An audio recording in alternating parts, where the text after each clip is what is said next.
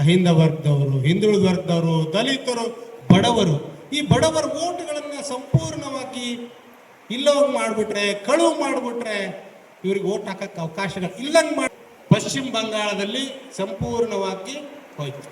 ಅದಕ್ಕೆ ನಾನು ಕೊನೆಯದಾಗಿ ಹೇಳೋದಿಷ್ಟೇ, ಪ್ರತಿಯೊಬ್ಬನಿಗೂ ಒಂದೇ ಮತ, ಒಬ್ಬ ರಾಷ್ಟ್ರಪತಿಗೂ ಒಂದೇ ಮತ, ಒಬ್ಬ ಪ್ರಧಾನಮಂತ್ರಿಗೂ ಒಂದೇ ಮತ, ಒಬ್ಬ ಮುಖ್ಯಮಂತ್ರಿಗೂ ಒಂದೇ ಮತ, ನಮ್ಮ ಶಾಸಕರಿಗೂ ಒಂದೇ ಮತ, ಸಂಸದರಿಗೂ ಒಂದೇ ಮತ, ಒಬ್ಬ ಗ್ರಾಮ ಪಂಚಾಯತ್ ಸದಸ್ಯನಿಗೂ ಒಂದೇ ಮತ, ನಿಮ್ಮೆಲ್ಲರಿಗೂ ಒಂದೇ ಮತ. ಈ ಒಂದು ಮತವನ್ನ ಕಳುವನ್ನ ಬಿಜೆಪಿ ಅವರು ಮಾಡ್ತಾ ಇದ್ದಾರೆ. ಹಾಗಾಗಿ ನಾವು ಎಲ್ಲರೂ ನಮ್ಮ ಮನೆಯ ಮತಗಳನ್ನ, ನಮ್ಮ ಮನೆಯಲ್ಲಿ 10 ಜನ ಮತದಾರಿದ್ರೆ 10ಕ್ಕೆ 10 ಕಂಪ್ಲೀಟ್ ಆಗಿ ನೋಡ್ಕೊಳ್ಳೋ ಜವಾಬ್ದಾರಿ ನಮ್ಮದು. ಈಗ ನೀವು 200 ಕಾರ್ಯಕರ್ತರು ಬಂದಿದ್ರಿ, 200 ಜನ 10 ಮಂದಿ ನೋಡ್ಕೊಂಡ್ರೆ 2000 ಆಯ್ತು.